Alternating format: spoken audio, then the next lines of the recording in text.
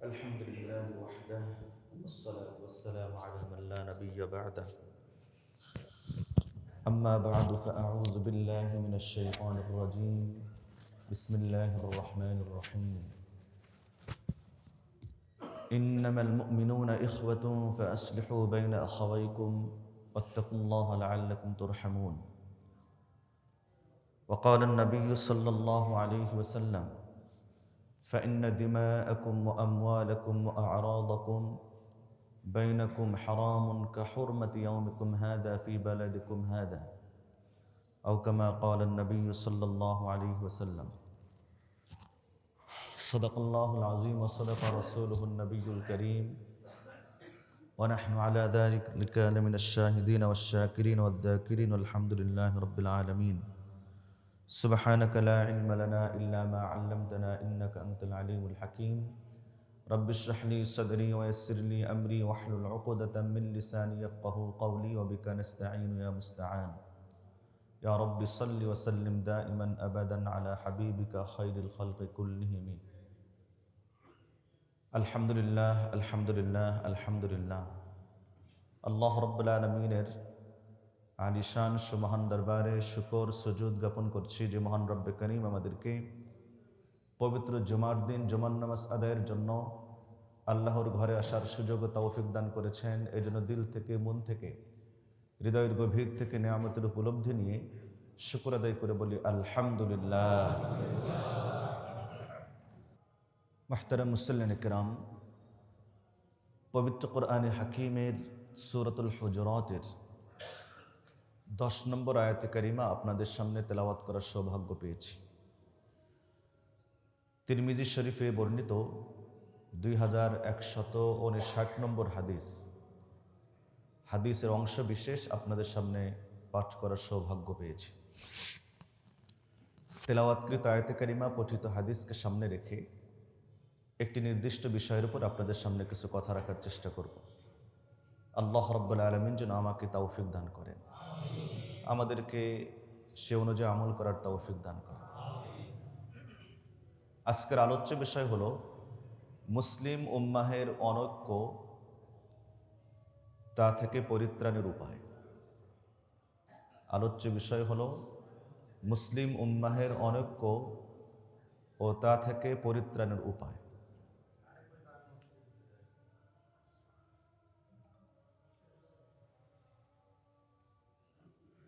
এই বিষয়ে সম্পর্কে কোরআন ও হাদিসে অনেক বিশদ বিস্তারিত আলোচনা এসেছে। কোরআন ও হাদিস থেকে যে বিশাল বড় ভান্ডার, তার থেকে আমি আপনাদের সামনে একটি আয়াতে কারিমা এবং একটা হাদিস পেশ করার সৌভাগ্য পেয়েছি। মুসলিম উম্মাহের অনৈক্য নিঃসন্দেহে আমাদের কাছে অপ্রীতিকর এবং অযাচিত। জাতিগত হিসেবে, মুসলমান হিসেবে সকলের ঐক্যবদ্ধ জীবনযাপন করা এবং হকের উপরে জমে থাকা, এটা প্রতিটি মুসলিম হিসেবে দায়িত্ব এবং কর্তব্য।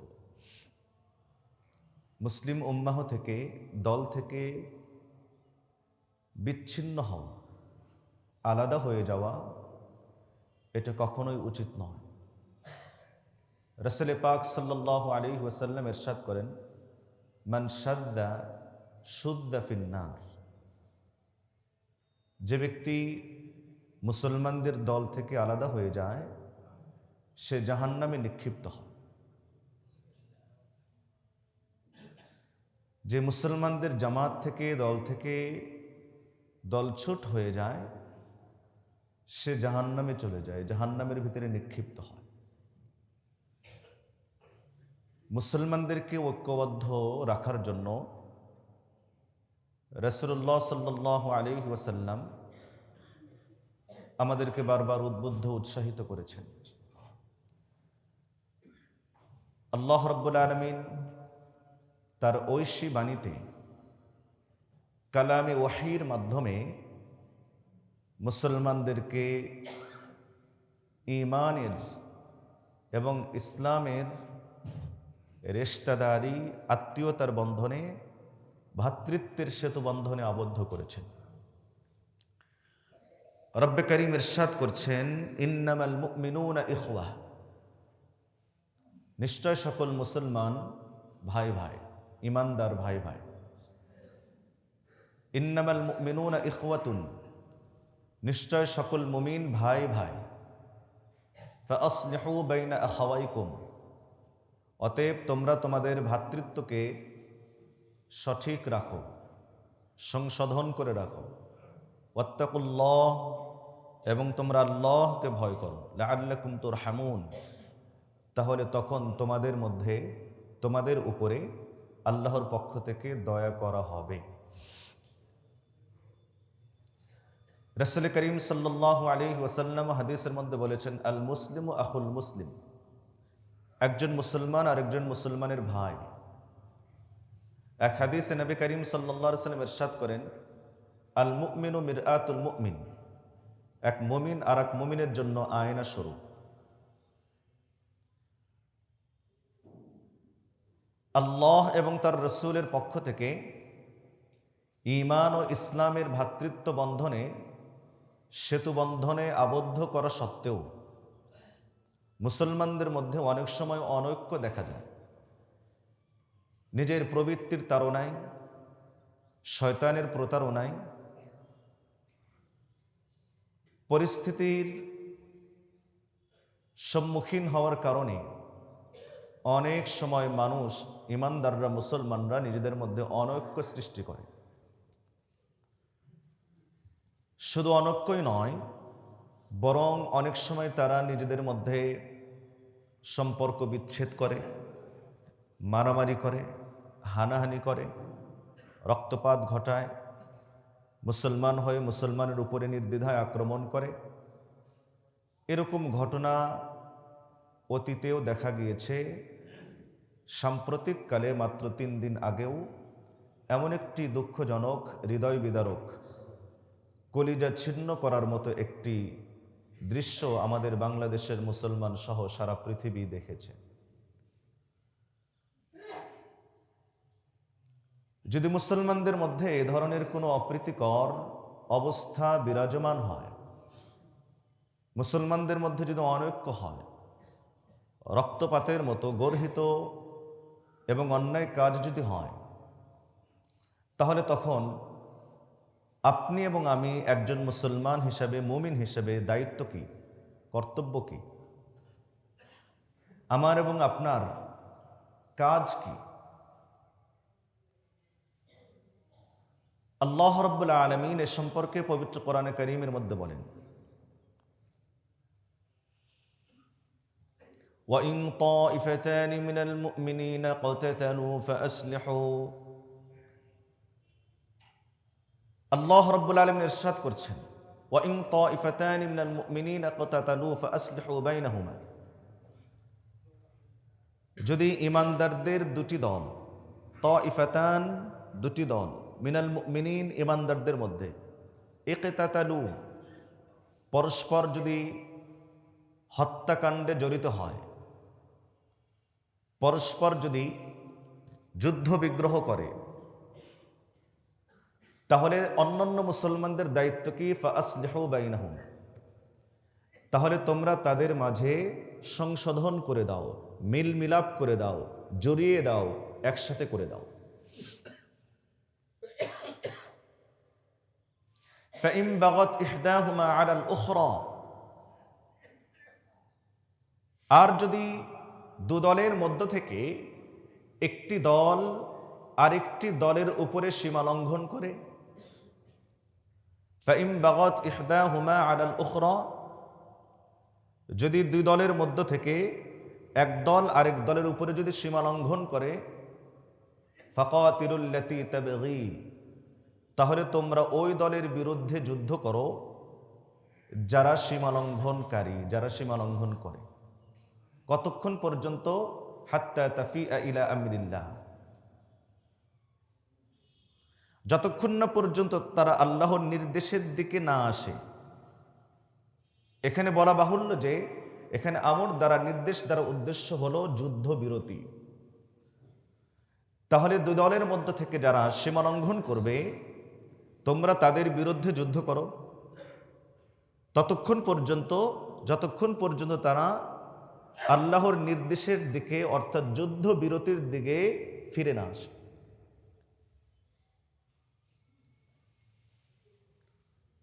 মুহতারাম হাজিরিন, আমি এখন যে আয়াতে কারিমাটা পড়লাম এটাও সূরাতুল হুজুরাতের আয়াত 9 নম্বর আয়াতে কারিমা। এই আয়াতে কারিমা থেকে আপনারা যারা একটু অনুসন্ধানী দৃষ্টি রাখেন তারা বুঝে গেছেন মৌলিকভাবে এই আয়াতে কারিমায় মুসলমানদেরকে দুটি শিক্ষা প্রদান করা হয়েছে। এক নম্বর হলো বিবাদমান মুসলিম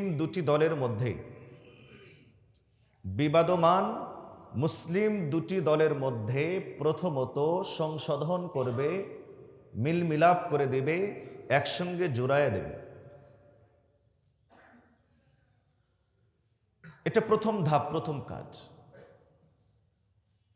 যদি এই কাজের ক্ষেত্রে কেউ যদি ব্যর্থ হয়, দেখা গেল বিবাদমান দুটি দলের মধ্য থেকে কোনো একটি দল আরেকটি দলের উপরে সীমালঙ্ঘন করেছে, তারা আগ বেড়ে অন্যায় করেছে, তাহলে তখন অন্যান্য মুসলমানদের দায়িত্ব হলো সীমালঙ্ঘনকারী দলকে রুখে দেওয়া। নাকি বলেন আপনারা? আমি কি আমার কাছ থেকে এই কথাটা বানায় বললাম নাকি কোরআন থেকে বললাম? আজকের এই আলোচনা মজমায় সবার পক্ষে কথাগুলো যাবে তা কিন্তু সম্ভব না। আপনাদের মধ্যে গোয়েন্দা বিভাগের লোকজনও আছেন, থাকতে পারেন,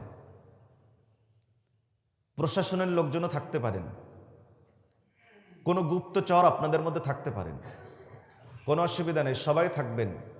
আমরা গোপনে কথা বলি না, আমরা ওপেনে কথা বলি।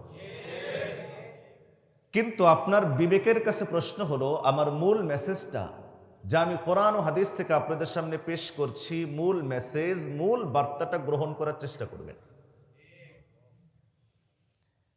একতরফা একঘেয়েমি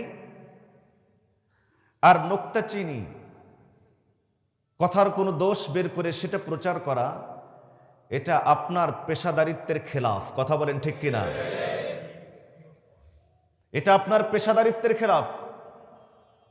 আপনার পেশাদারিত্ব তো এটাই প্রমাণ করবে, এটাই তো আপনাকে, আপনার নীতি আপনাকে উদ্বুদ্ধ করবে যে আপনি নিষ্ঠাবান কথাগুলো এবং তথ্যবহুল কথাগুলো, সঠিক বিষয়টি মানুষের মাঝে প্রচার করবেন।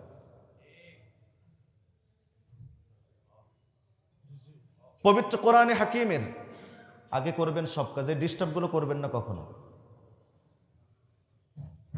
সম্মানিত হাজিরিন মাজলিস,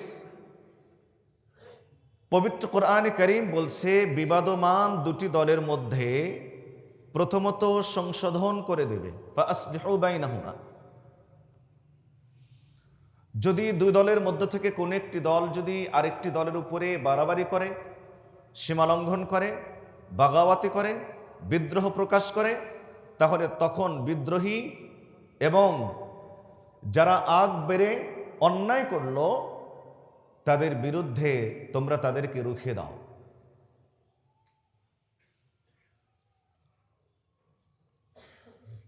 এই আয়াতে কারিমা কিয়ামত পর্যন্তর জন্য প্রযোজ্য। হযরতে সাহাবায়ে কেরাম রাদিয়াল্লাহু আনহুম আজমাইনের মধ্যেও কিছু দুষ্কৃতী মানুষ যারা সাহাবায়ে কেরাম নন, কারণ সাহাবায়ে কেরামের মধ্যে আলহামদুলিল্লাহ কেউ দুষ্কৃতিকারী নন। কে বলেন ঠিক না?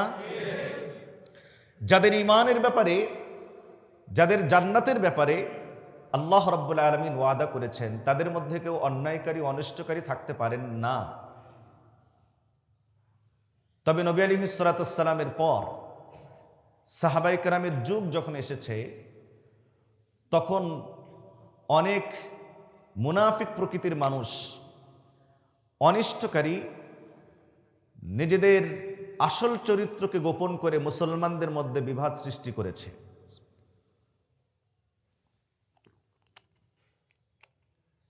সেক্ষেত্রে মুসলমানদের মধ্যে সাহাবায়ে কেরামের মধ্যেও মুশাজারা হয়েছে, মুশাজারা,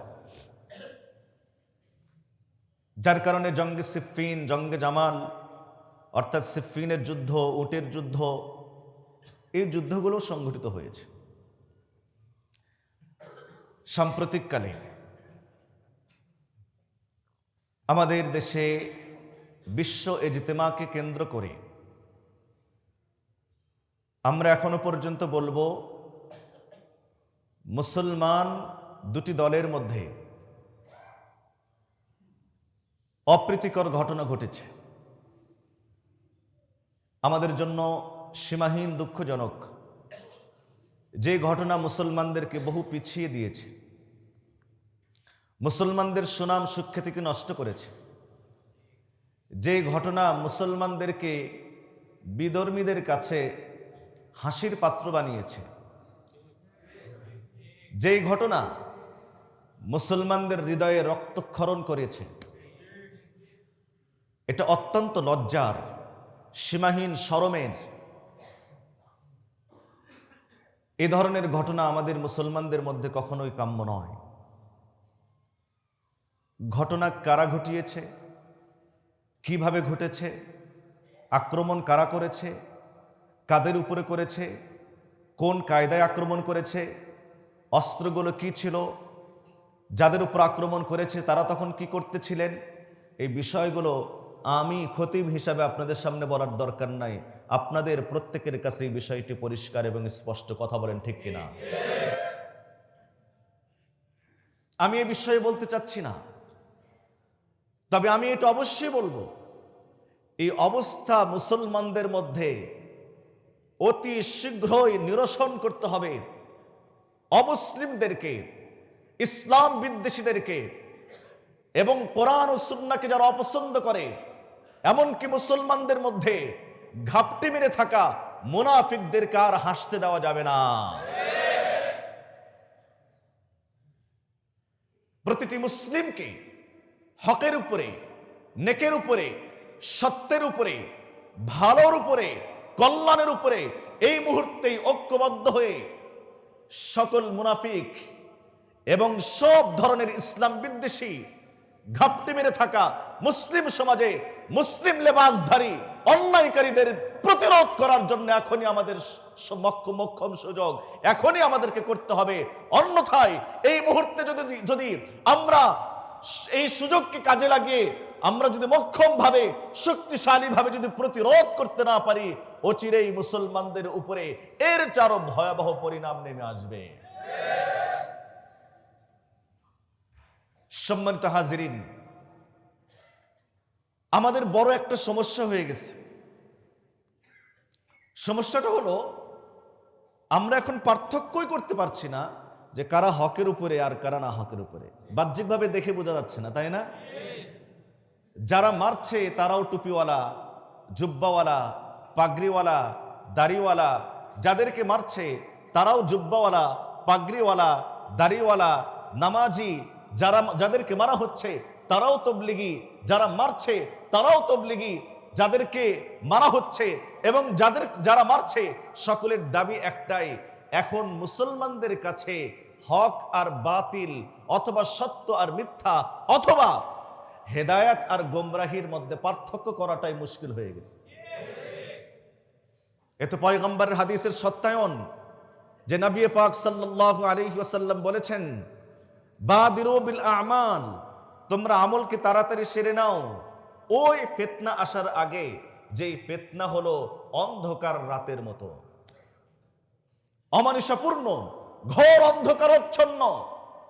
রাত্রিতে যেমন মানুষ নিজে নিজের হাত দেখতে পারে না, রশিয়ার সাপের মধ্যে পার্থক্য করতে পারে না, সমতল ভূমি আর উঁচা নিচার মধ্যে তারতম্য করতে পারে না, আজ মুসলমানদের মধ্যে এমন অন্ধকারাচ্ছন্ন, অমানুষপূর্ণ এক রজনীর মতো মুসলমানদের কাছে ফিতনা ছড়িয়ে গেছে, পার্থক্য করে মুশকিল হয়ে গেছে।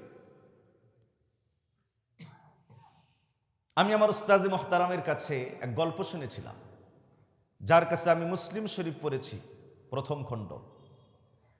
বগুড়া জামিল মাদ্রাসার সম্মানিত নায়েবে মুহতামিম ছিলেন আল্লামা আব্দুল হক হক্কানি দামাত বারকাতুহু। হুজুর এক বিষয়ের উপর আলোচনা করতে গিয়ে আমাদেরকে একটা দারুণ গল্প শুনিয়েছিলেন। গল্পটি হলো বড় শিক্ষণীয়, কাল্পনিক গল্প। গল্পটি হলো এক শিয়াল আর এক বিড়ালের মধ্যে বন্ধুত্ব। কার সাথে কার বন্ধুত্ব? শিয়াল আর বিড়ালের মধ্যে বন্ধুত্ব। দীর্ঘদিন পর্যন্ত শিয়াল আর বিড়াল যাওয়া আসা করে, বন্ধুত্ব বন্ধনে আবদ্ধ হয়েছেন। একদিন বিড়াল শিয়ালকে বলতেছে, শিয়ালকে বলতেছে যে বন্ধু, আমার একটা জিনিস এখনো বুঝে আসে না। সেটা হলো, তুমি আমার সঙ্গে বন্ধুত্ব করলা, কিন্তু তোমার তো বন্ধুত্ব করা দরকার ছিল কুকুরের সাথে না? কারণ তোমার সাথে কুকুরের চেহারার মিল আছে, লেজের মিল আছে, গঠনের মিল আছে। তো তোমার বন্ধুত্ব তো হওয়া দরকার ছিল কুকুরের সাথে, যার সাথে সব দিক থেকে মিল আছে। শিয়াল পণ্ডিত তখন উত্তরে বলে যে কুকুরের সাথে সব দিক থেকে মিল থাকার কারণেই তো বন্ধুত্ব হবে না। কারণ হলো যে আমি যদি কুকুরের সাথে বন্ধুত্ব করি আর কুকুরের এলাকায় যদি আমি যাই, যদিও দেখতে কুকুরের মতো, কিন্তু মানুষ আমাকে প্রথমেই চিনে নিবে যে আমি শিয়াল। তো কুকুরকে ছেড়ে আমার উপরে তাদের লাঠি আমার পিঠে পড়বে, তাদের লাঠি আমার পিঠে পড়বে। শিয়াল বলে, এই জন্যই আমি কুকুরের সাথে বন্ধুত্ব করি না, একই রকম দেখা যাওয়ার কারণে।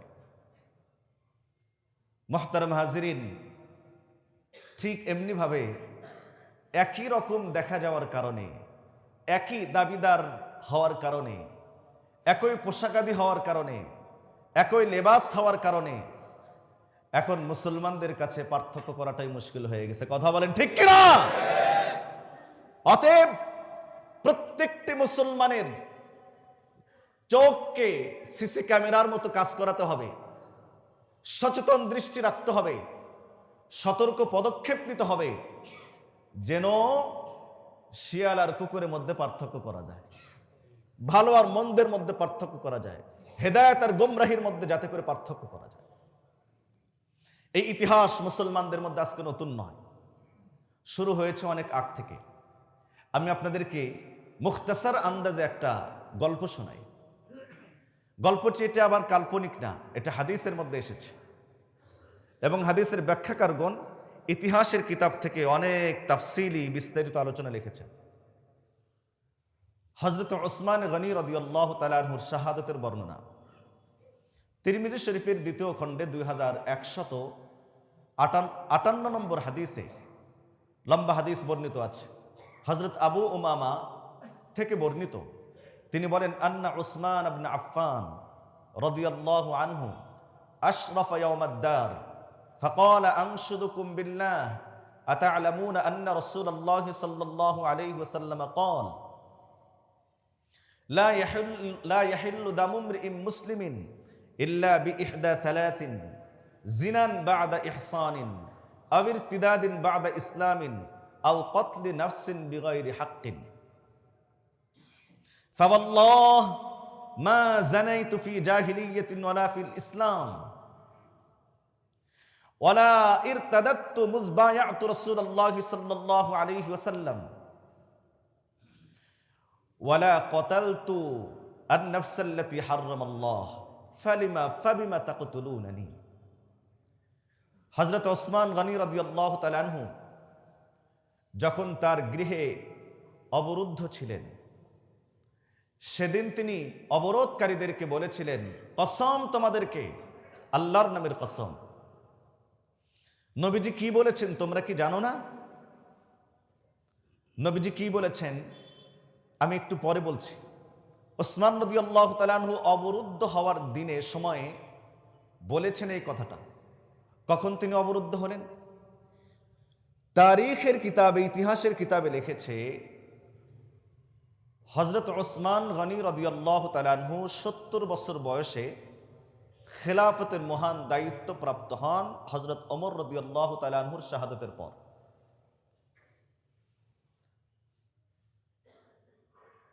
ওসমান রাদিয়াল্লাহু তাআলা আনহু মোট ১২ বছর খেলাফতের দায়িত্ব আঞ্জাম দিয়েছেন।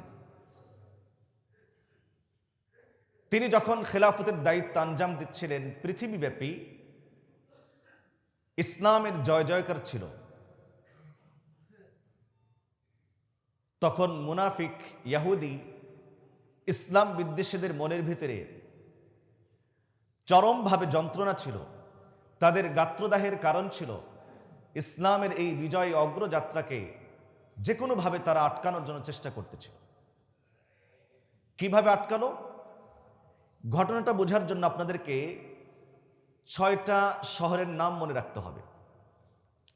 ১ নম্বর হলো সনআ, ২ নম্বর মদিনা, ৩ নম্বর বসরা, ৪ নম্বর কুফা, ৫ নম্বর শাম, ৬ নম্বর মিশর।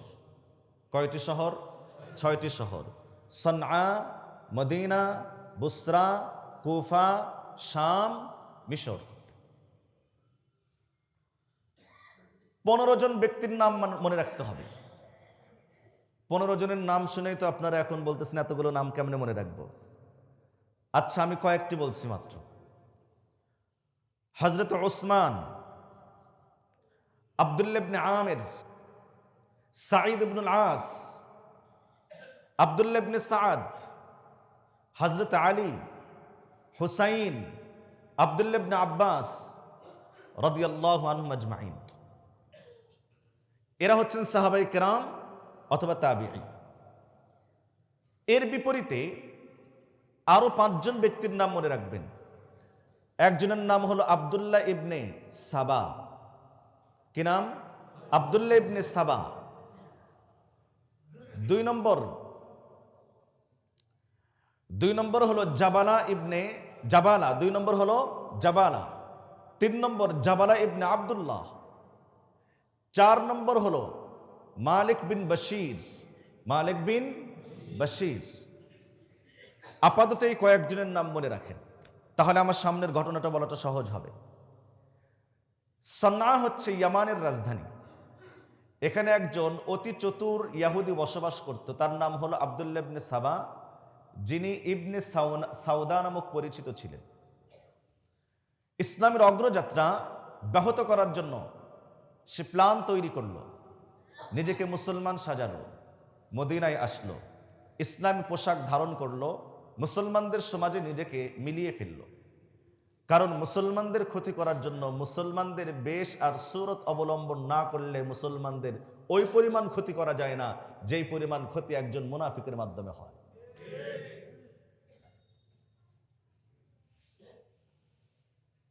ইসলামের পরিচয় ছাড়া আপনারা কাউকে মসজিদে ঢুকতে দেবেন না, এটাই তো স্বাভাবিক। কিন্তু যখন ইসলামের পরিচয় কেউ মসজিদে ঢুকবে তখন বের করে দেওয়াটাও তো অন্যায়।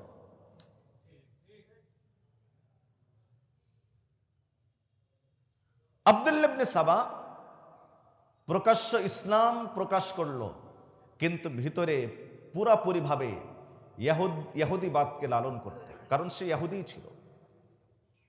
মদিনায় এসে মুসলমানদের সঙ্গে থেকে মুসলমানদের দুর্বল দিকগুলো বের করার চেষ্টা করলো এবং সে প্ল্যান তৈরি করলো।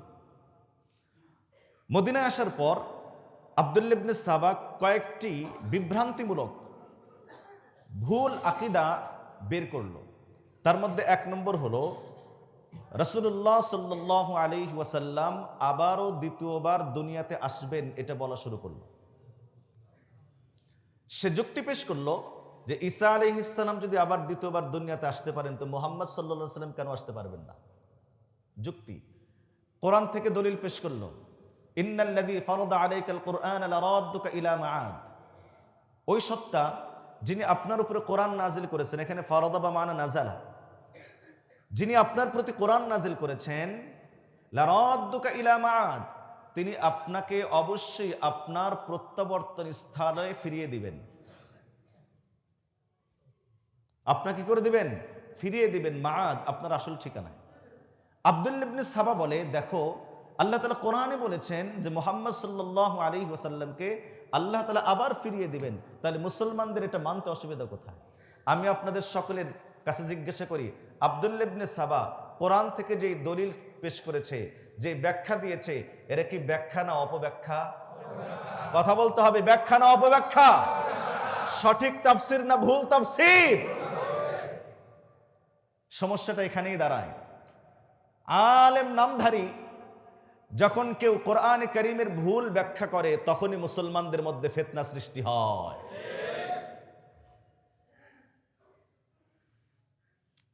আব্দুল্লাহ ইবনে সাবার ৩ নম্বর আকীদা হলো যে মুহাম্মদ সাল্লাল্লাহু আলাইহি সাল্লাম যেমন শেষ নবী, হযরত আলী রাদিয়াল্লাহু তাআলা আনহু মুহাম্মদ সাল্লাল্লাহু আলাইহি সাল্লামের শেষ ওয়াসি। ওয়াসি মানে প্রতিনিধি।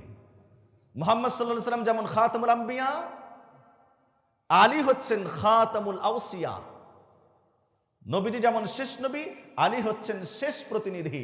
অতএব আলী রাদিয়াল্লাহু তাআলা আনহুর উপরে তার হাতে খেলাফতের বায়াত গ্রহণ না করে হযরত আলীর উপর অন্যায় করা হয়েছে, অত্যাচার করা হয়েছে, জুলুম করা হয়েছে। এটা হলো আব্দুল্লাহ ইবনে সাবার ৩ নম্বর দাবি। ৪ নম্বর তার আকীদা, বরং এই আকীদাটাকে শুধুমাত্র সে ঢাল হিসেবে ব্যবহার করেছে, সেটা হলো হুব্ব আহলে বাইত। নবী আলাইহিস সালাতু ওয়াস সালামের পরিবারের প্রতি ভালোবাসা এবং মহব্বত প্রকাশ করত। দেখেন আমাদের সমাজের সাথে মেলে না এটা। আলীর মহব্বতে অন্য সাহাবীদেরকে গালিগালাজ করে, আছে বেদাতিরা নাই?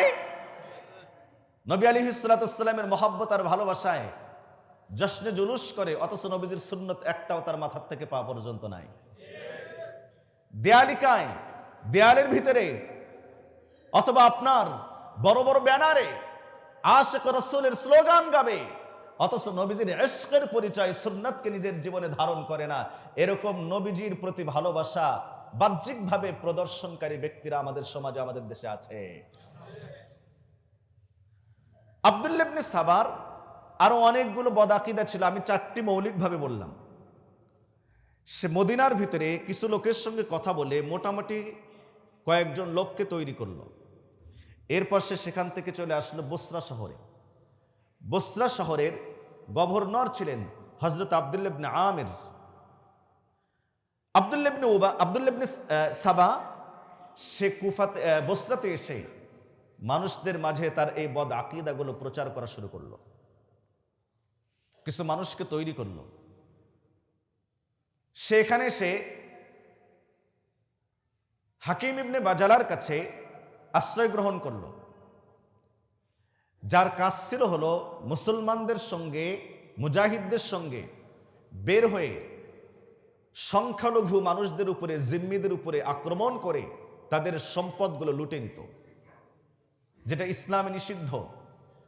ওসমান রাদিয়াল্লাহু তাআলা আনহু সংখ্যালঘুদের উপরে আক্রমণকারী, এই অনিষ্টকারী দুষ্ট প্রকৃতির লোকটাকে নজরবন্দি করে রাখার জন্য হযরত আব্দুল্লাহ ইবনে আমিরকে আদেশ দিলেন, গভর্নরকে আদেশ দিলেন। সে সঙ্গে আব্দুল্লাহ ইবনে সাবাকেও ডাকলেন, তাকে জিজ্ঞাসা করলেন, কে তুমি, কি তোমার পরিচয়, এসেছো কোথায় থেকে, উদ্দেশ্য কি বলো। বলে যে আমি ইহুদি ধর্মের উপরে তিক্ত বিরক্ত হয়ে শাশ্বত ইসলাম ধর্মের প্রতি, মোহনীয় অনুপম আদর্শের প্রতি আমি আকৃষ্ট হয়ে আমি ইসলাম ধর্ম গ্রহণ করেছি। আব্দুল্লাহ ইবনে আমির, তার কাছে কোরআনের এলেম ছিল, ইসলামের জ্ঞান ছিল। এলেমের নূর দিয়ে, লাইট দিয়ে, ফোকাস দিয়ে দেখে যে আপাদমস্তক পুরাটা মুনাফিকি দিয়ে ভরা। এটা সাধারণ মানুষ এই পার্থক্য করতে পারে না। এই পার্থক্য করার জন্য আলোর প্রয়োজন, নূরের প্রয়োজন। আর সেই নূরের অপর নাম হলো আসমানি এলেম, ওহির এলেম, কোরআনের এলেম, হাদিসের এলেম, ইসলামের এলেম। আপনাদের কাছে এটা ধরা পড়বে না, কিন্তু যাদের কাছে কোরআনের এলেম আছে, যাদের কাছে আসমানি এলেম আছে, যাদের কাছে ওহির এলেম আছে, তাদের সামনে আপাদমস্তক পুরাটা পাগড়ি আর সুন্নতি লিবাস ধারণ করার পরও ভিতরে কি আছে কোরআনের এলেমের মাধ্যমে, নূরের মাধ্যমে ফোকাস দিয়ে দেখা যায়। হাত পা ভেঙে গেলে ইঞ্জিনিয়ার বোঝে না যে কোথায় ভাঙছে, ডায়াবেটিক্সের মেডিসিন বিশেষজ্ঞ ডাক্তারও তেমন বোঝে না, কিন্তু অর্থোপেডিক্স ডাক্তারের কাছে নেওয়ার পরই আপনার এক্সরে রিপোর্ট দেখেই বলে বাম পা দুটো হাড্ডি ভেঙে গেছে। কেমনে বুঝলেন? তার কাছে একটা নূর আছে, একটা আলো আছে। সেই আলোটা কি? আলোটা হলো এই বিষয়ের উপরে তার এলেম, তার জ্ঞান। সাধারণ মানুষ অর্থোপেডিক্সের উপরে তাদের সেই পারদর্শিতা এবং জ্ঞান না থাকার কারণে ভাঙ্গা হাড় আর ভালো হাড়ের মধ্যে পার্থক্য করতে পারে না। সাধারণ মানুষ হক আর বাতিল, সত্য আর মিথ্যা, হেদায়েত আর গোমরাহি এর মধ্যে পার্থক্য করতে পারে না। আসমানি ইলম না থাকার কারণে অর্থোপেডিক্স ডাক্তার যেমন ভালো হাড় আর ভাঙ্গা হাড়ের মধ্যে তার জ্ঞানের আলোকে পার্থক্য করতে পারে, ঠিক এমনি ভাবে মুসলিম সমাজে ঘাপটে মেরে থাকা মুনাফিকদের চেহারা দেখে উলামায়ে কেরাম কোরআন আর হাদিসের আলোকে পার্থক্য করে দিতে সক্ষম। ভাই, দরকার নাই, শোনেন কথাগুলো। আমি আমার হৃদয়ের অনেক কথা গোপন করে সাইড কেটে তারপরে কথাগুলো বলছি, কারণ সময় শেষের দিকে আমাকে লক্ষ্যপানে এগোতে হচ্ছে। প্রিয় বন্ধুগণ আমার, আব্দুল্লাহ ইবনে সাবা যখন বলল আমি ইসলামে দীক্ষিত হয়ে ইসলামের আকর্ষণীয়, মোহনীয়, সুন্দর এই রীতিনীতি দেখে আকৃষ্ট হয়ে মুসলমান হয়েছি, আব্দুল্লাহ ইবনে আমির রাদিয়াল্লাহু তাআলা আনহু বললেন, আপাদ মস্তক পুরাটা তোমার ভিতরে কপটতা দিয়ে ভরা। আব্দুল্লাহ ইবনে সাবা দেখলো, আব্দুল্লাহ ইবনে সাবা ইহুদি, সে দেখলো যে এখানে থাকা আমার জন্য নিরাপদ না। এখন সে চলে গেল কোথায়? বসরা থেকে কুফায়। কুফায় গিয়ে কি করলো বিস্তারিত বলার সময় নেই। কুফা থেকে চলে গেল শামে, শাম থেকে চলে গেল মিশরে। মিশরে যাওয়ার পর পত্রাদির মাধ্যমে পুরা ইসলামী কান্ট্রিতে অশান্তি সৃষ্টি করলো, মুসলমানদের মধ্যে ফাটল সৃষ্টি করলো পত্র প্রেরণের মাধ্যমে। আমি এখন বিস্তারিত বলতে পারছি না, মাফ করবেন আমাকে। শেষ পর্যন্ত 35 হিজরির জিলহজ মাসে হজরতে ওসমান গনি রাদিয়াল্লাহু তাআলা আনহুর ইসলামী দারুল খেলাফত মদিনা তয়্যিবার উপরে আক্রমণ করে চারদিক থেকে ঘিরিয়ে নেয়। হজরত ওসমান রাদিয়াল্লাহু তাআলা আনহুকে দীর্ঘ 18 দিন পর্যন্ত, তাকে আপনার আরেক বর্ণনা হলো 1 মাস পর্যন্ত পরিবেষ্টন করে রাখে। বিক্ষুব্ধ এবং বিদ্রোহী এই জনতা হজরত ওসমান রাদিয়াল্লাহু তাআলা আনহুর বাড়িতে যে পানি সরবরাহর ব্যবস্থা ছিল সে পানি পর্যন্ত বন্ধ করে দেয়, খাদ্য পর্যন্ত বন্ধ করে দেয়। যে ওসমান নিজের টাকা দিয়ে কুয়া খরিদ করে মুসলমানদের জন্য সাদাকা করে দিয়েছিলেন, যে ওসমান রাদিয়াল্লাহু তাআলা আনহু 300টা উট ভর্তি করে খাদ্যদ্রব্য দিয়ে জিহাদের ময়দানে প্রেরণ করেছিলেন, যে ওসমান রাদিয়াল্লাহু তাআলা আনহু 1000 স্বর্ণ মুদ্রা দিয়ে ইসলামের পক্ষে মুসলমানদের জন্য সাহায্য করেছিলেন। পয়গম্বর খুশি হয়ে বলেছিলেন, আজকের পর থেকে ওসমান যদি কোনো নেক আমল নাও করে তবু আল্লাহ রাব্বুল আলামিন তাকে জান্নাত দান করবেন। যেই ওসমান নিজের কষ্টার্জিত অর্থ সম্পদ দিয়ে মুসলমানদের জন্য সুপানির ব্যবস্থা করেছিলেন, মিষ্টি পানির ব্যবস্থা করেছিলেন, সেই ওসমান রাদিয়াল্লাহু তাআলা আনহুর বাড়িতে পানি আসার রাস্তা বন্ধ করে দিল বিদ্রোহীরা। ওসমান রাদিয়াল্লাহু তাআলা আনহু নিজের ঘরের ছাদে উঠলেন, ডাক দিয়ে বললেন, উনশুদুকুম বিল্লাহ, আমি তোমাদেরকে আল্লাহর কসম দিয়ে বলছি, আতা'লামুন, তোমরা কি জানো না, আন্না রাসূলুল্লাহ সাল্লাল্লাহু আলাইহি ওয়াসাল্লাম قال, পয়গম্বর বলেছেন, লা ইয়াহিল্লু দামুমরিইম মুসলিমিন, কোন মুসলমানের জন্য অন্য কোন মুসলমানের রক্তপাত করা বৈধ নয়, ইল্লা বিইহদা সালাসিন, 3 কারণের কোন এক কারণ ছাড়া। 3 কারণের কোন এক কারণ ছাড়া কোন মুসলমানের রক্ত প্রবাহিত করা, হত্যা করা, অন্যায়ভাবে তাদের উপরে লাঠিচার্জ করা, এটা সম্পূর্ণ হারাম। হযরত ওসমান রাদিয়াল্লাহু তাআলা আনহু এরপর নবীজির সে হাদিস বললেন, কি বললেন? 3 কারণের প্রথম কারণ হলো জিনান বাদা ইহসানিন, বিবাহিত নারী পুরুষ যদি জিনা করে। 2 নম্বর আবির তিদাদিন বাদা ইসলামিন, মুসলমান হওয়ার পর যদি মুরতাদ হয়ে যায়। 3 নম্বর হলো ওয়াকতলুন নাফসি বিগাইরি হাক্কিন, অন্যায়ভাবে কোনো মানুষকে যদি হত্যা করা হয়, ফাকুতিলা বিহি, তাহলে তার বিনিময়ে যদি হত্যা করা হয়। এই 3 কারণে শুধুমাত্র মুসলমানকে হত্যা করা জায়েজ। 1 নম্বর হলো বিবাহিত নারী পুরুষের জিনা করলে, 2 নম্বর হলো মুরতাদ হয়ে গেলে, 3 নম্বর হলো অন্যায়ভাবে কাউকে হত্যা করলে। হযরত ওসমান বলেন, কসম আল্লাহর, ফাওয়াল্লাহ, কসম আল্লাহর, ফাওয়াল্লাহ, কসম আল্লাহর, ফাওয়াল্লাহ, কসম আল্লাহর, মা যানাইতু ফি জাহিলিয়াতিন ওয়ালা ফি ইসলাম, আমি জাহিলি যুগেও জিনা করি নাই, ইসলাম গ্রহণ করার পরে তো কোনো প্রশ্নই আসে না।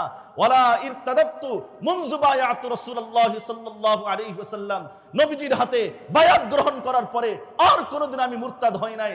ওয়ালা কাতালতু নাফসান ওয়ালা কাতালতু নাফসাল্লাতী হারামাল্লাহ, আল্লাহ তাআলা যেই মানুষকে হত্যা করতে নিষেধ করেছেন এমন কোন প্রাণকে আমি নাশ করি নাই।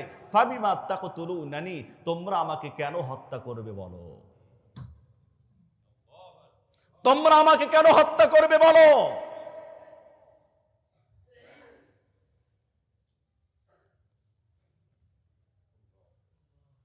আমার প্রাণাধিক প্রিয় মুসল্লিনে কেরাম, হৃদয়ের গভীর কথাগুলো নেওয়ার চেষ্টা করুন। রাস্তাঘাটে, বাড়িতে, প্রতিষ্ঠানে, স্কুল কলেজে, বিভিন্ন স্থানে, সাম্প্রতিক টঙ্গীর ময়দানে নির্মমভাবে মানুষদেরকে যে হত্যা করা হলো, কোন অপরাধে? কথা বলেন, কোন অপরাধে? কেন আমার মুসলমান ভাইকে হত্যা করা হলো? কেন আমার মুসলমান ভাইয়ের রক্তপাত করা হলো? জবাব চাই আপনাদের কাছে, জবাব চাই।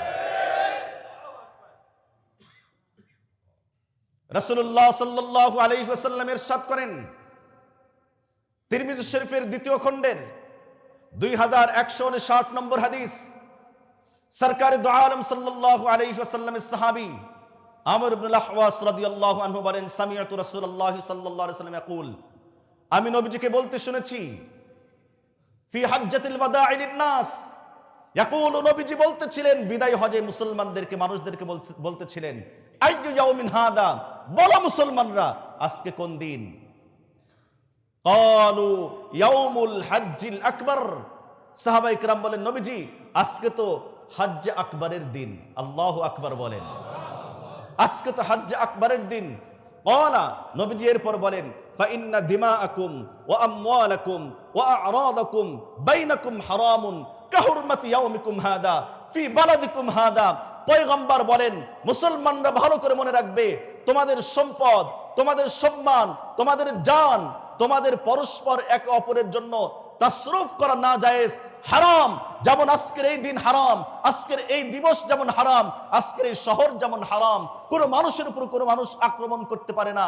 ফাইন্না দিমাআকুম, তোমাদের রক্ত, ওয়া আমওয়ালাকুম, তোমাদের সম্পদ, ওয়া আ'রাদাকুম, তোমাদের সম্মান, বাইনাকুম হারামুন, তোমাদের পরস্পর একে অপরের জন্য হারাম, রক্তপাত করা বৈধ নয়। প্রশ্ন, মুসলমান ইবাদতরত মুসলমানদের উপর আক্রমণ করলেন কোন অধিকারে? ইবাদতরত মুসলমানদের উপর আক্রমণ করেছেন কোন অধিকারে? ঘুমন্তরত মুসলমানদের উপরে আক্রমণ করে রক্ত ঝরিয়েছেন কোন অধিকারে? আল্লাহর পয়গম্বর যেখানে বলেছেন, নাহা রাসূলুল্লাহ সাল্লাল্লাহু আলাইহি ওয়াসাল্লাম আন ইতাআতাস সাইফু মাসলুলান, পয়গম্বর যেখানে তরবারি কোষ মুক্ত অবস্থায় লেনদেন করতে নিষেধ করেছেন, যাতে করে ভুলবশতও যেন কারো গায়ে যেন না লাগে, বরং কোষ মুক্ত অবস্থায়, খাপ মুক্ত অবস্থায় তরবারি লেনদেন করতে নবীজি নিষেধ করেছেন। এ মুসলমান, হৃদয়ে কি একটু ভালোবাসা জন্মে না? একটু কি মমত্ববোধ জাগে না? ইসলামী ভ্রাতৃত্ববোধ কি একটু নেই? যেই মুসলমান আমার ভাইগুলো ইকরামুল মুসলিমিনের সবক শিখাতো, মুসলমানের উপকার করার নসিহত পেশ করত, আমার যে হৃদয়ের ভাইগুলো মুসলমানদেরকে উন্নত আখলাক শিখাতো, আজকে তাদের হাতে অস্ত্র কোনোভাবেই মানায় না। যারা হাত দিয়ে মানুষকে ওযু করানো শিখায়, যারা হাত দিয়ে মানুষের জুতাগুলো সোজা করে দেওয়া শিখায়, যারা হাত দিয়ে মানুষদেরকে খাবার খাওয়ায়, নিজে না খেয়ে হলেও ইকরামুল মুসলিমিনের জন্য নিজে ক্ষুধার্ত থেকে অন্যদের মুখে আহার যোগায়, এই মানুষদের হাতে কখনো অস্ত্র মানায় না ভাই, অস্ত্র মানায় না। আমার প্রিয় বন্ধু, আমি চাইলে আপনাদেরকে আরো হাদিস শোনাতে পারবো, তবে আপনাদের কাছে মূল বার্তা একটাই, আসুন আমরা আমাদের ভ্রাতৃত্ব বন্ধন আবদ্ধ রাখি, ভ্রাতৃত্ব বন্ধন মজবুত রাখি। মুনাফিকদেরকে আর হাসতে দিয়েন না, ইহুদিদেরকে আর হাসতে দিয়েন না, খ্রিস্টানদেরকে আর হাসতে দিয়েন না, আর ইসলাম বিদ্বেষীদেরকে কোন ধরনের সুযোগ দেওয়ার মতো অবকাশ আমাদের হাতে নাই। এই মুহূর্তে আমাদের জন্য প্রয়োজন ইসলামের উপরে, ন্যায়ের উপরে, ইনসাফের উপরে, হকের উপরে ঐক্যবদ্ধ হয়ে ইসলামের পক্ষে আমরা কারা কারা কাজ করতে রাজি আছে, হাত উঠায় দেখান। আল্লাহ আপনি আমাদের সকলকে কবুল ও মঞ্জুর করেন, ইসলামের পক্ষে কবুল ও মঞ্জুর করেন, ভ্রাতৃত্ব বন্ধন মজবুত করে দেন, পরস্পর সম্প্রীতি দান করেন। আল্লাহ আপনি আমাদেরকে মাফ করে দেন, আপনি আমাদেরকে ইসলামের উপর অবিচল থাকার তৌফিক দান করেন। আল্লাহুম্মা আমিন ওয়া আখিরু দাওয়ানা আলহামদুলিল্লাহি রাব্বিল আলামিন।